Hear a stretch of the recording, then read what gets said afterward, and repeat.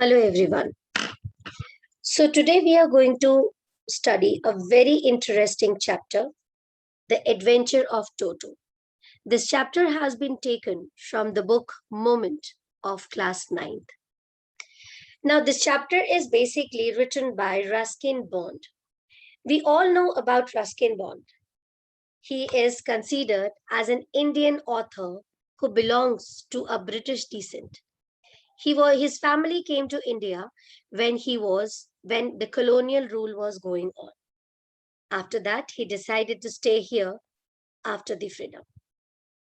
He is very much attached and attracted towards the Indian people, Indian culture, and Indian weather.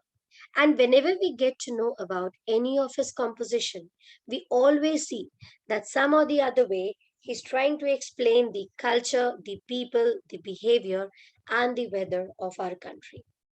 The chapter, The Adventures of Toto, also belongs to the same category. So here we start with the chapter. This chapter is basically about a very mischievous, very notorious monkey.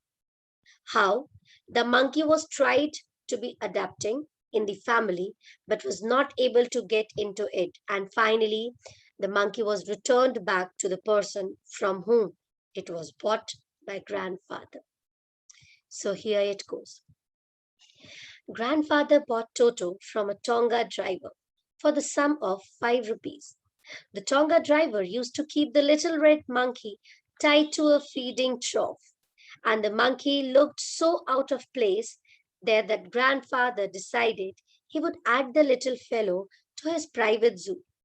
So once grandfather was coming from some place and he saw that a Tonga driver was having a monkey.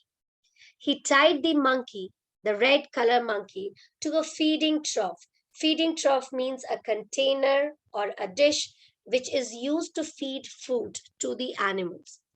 Fine. So the monkey was tied to a feeding trough. And the monkey looked so out of place. So the way monkey was tied to that particular place, it seems that monkey was not meant to be there. So finally, grandfather decided to buy him. He bought the monkey from the Tonga driver for the sum of 5 rupees. Toto was a pretty monkey. His bright eyes sparkled with mischief beneath deep-set eyebrows. So as it has been mentioned that Toto, the monkey, in appearance was very pretty, but on the other hand, he was very mischievous also. And that mischievous behavior can easily be seen in the bright eyes of the monkey. And his teeth, which were a pearly white, were very often displayed in a smile that frightened the life out of elderly Anglo Indian ladies. And whenever he used to smile, he used to show the teeth like anything. They were pearly white in color. And at times, the way he used to grin at the people used to make them scared of him. But his hands looked dried up, as though they had been pickled in the sun for many years. The hands of the monkey was very dry because we all know that they use their hands, their forelimbs, to walk. Okay, and the other way it was getting pickled in the sun for many years. So somehow the sun, the scorching heat of the sun, it heats the ground, and when the monkey walks on the ground with those hands, they get dried, and somehow they are not so much soft enough. Yet fingers were quick and wicked. So the hands were dry, but the fingers were still active and always ready to do something mischievous. And his tail, while adding to his good looks, grandfather believed the tail would add to anyone's good look. So the tail of the monkey was considered to be something added to his good looks. It gave a grace to the appearance of the monkey. And yes, it is a belief of grandfather also. Grandfather believes that any animal is added with lots of beauty looks when there is a tail. Also served as a third hand. So that tail was serving as a third hand for the monkey. How? The monkey was using those tails to hang, to cling to the branches. Many a time he used his tail to take food, okay, and in a very smart and delicacy manner. Grandfather always fused, grandmother always fused when grandfather brought home some new birds or animal. So grandmother was not in the habit of this. Whenever grandfather used to bring any new bird or animal to the house, grandmother used to get very angry. Fused here means getting angry, getting annoyed. So grandmother always used to get annoyed of this behavior. So I and grandfather, so the narrator and his grandfather decided that Toto's presence should be kept a secret for her until she was in a particular good mood. So the narrator and his grandfather decided that they are going to tell grandmother about Toto when she would be in a good mood, right? Maybe in the good mood she is going to accept. Grandfather and narrator put him away in a little closet opening into my room wall. There he was tied securely, or so we thought, to a peg fastened into the wall. So, to hide Toto from grandmother, they kept the Toto in a small closet opening in the room. So, there was a small area in the room where they tied Toto. They tied Toto to a peg fastened into the wall. So, there was a peg, there was a holder, wooden holder into the wall. So, they tied Toto with that peg so that it should not escape. A few hours later, when grandfather and I came back to release Toto, we found that the walls, which had been covered with some ornamental paper chosen by my grandfather, now stood out as naked brick and plaster. So, what happened?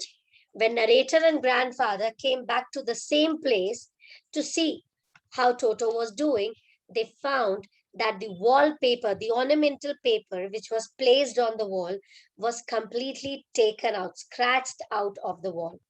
And you know that wallpaper was chosen by grandfather.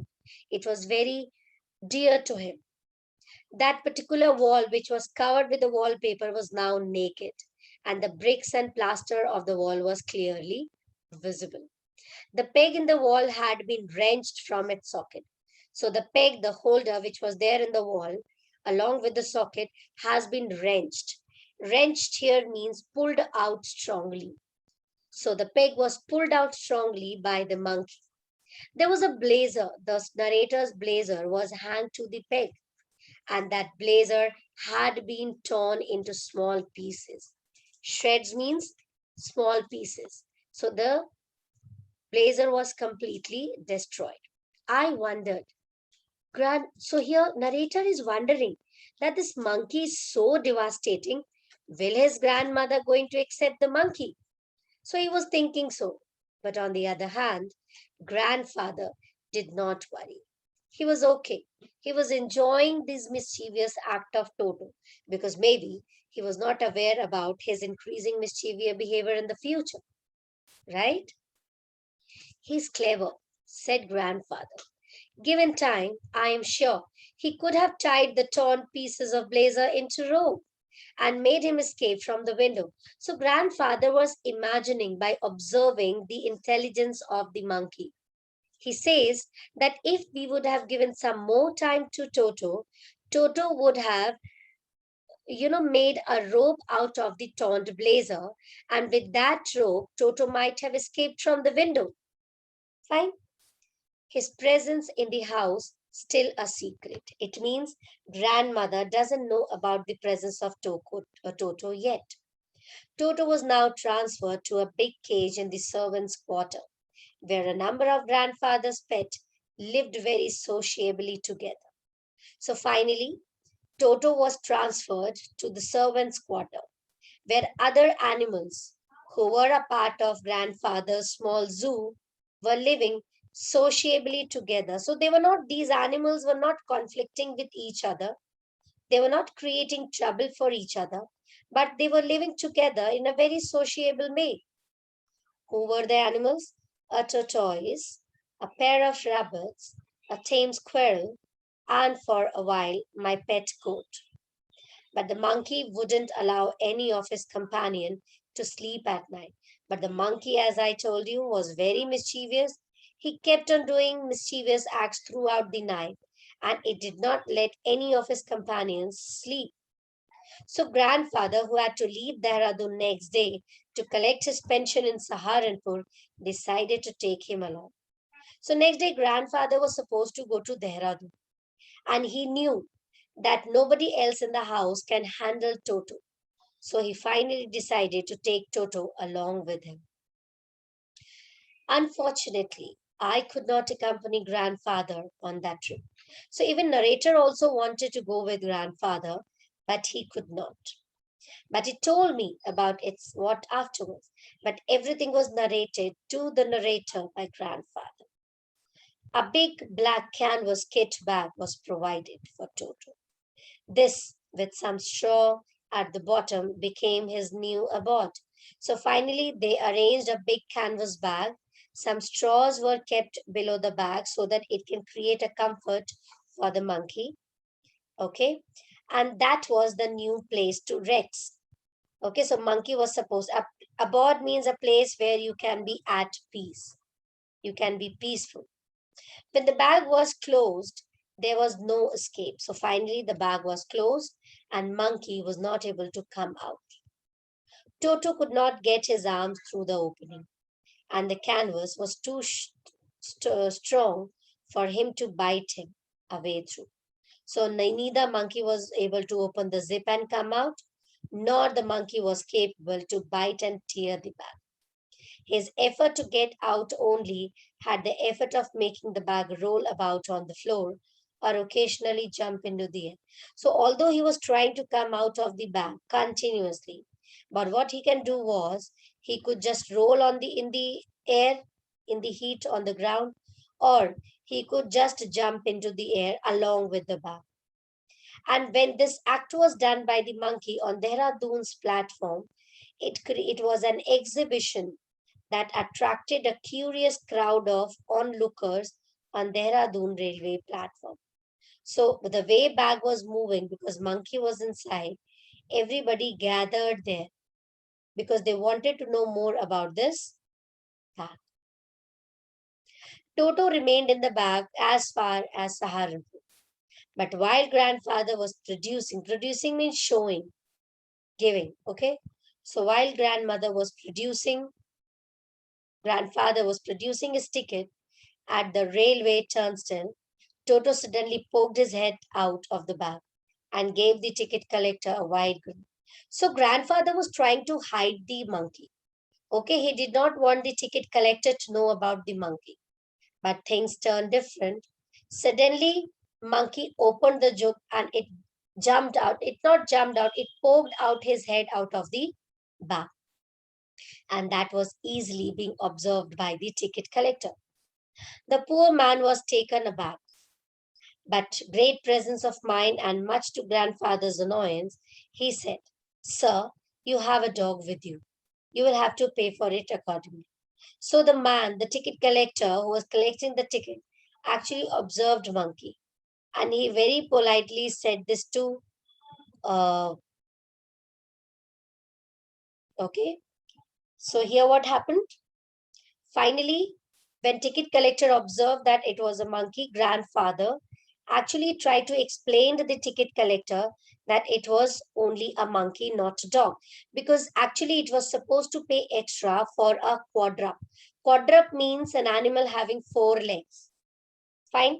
Although grandfather tried a lot to make the collector convinced that it's not a dog, it's a monkey, but still at the end of the conversation, he has to pay the money to the ticket collector finally.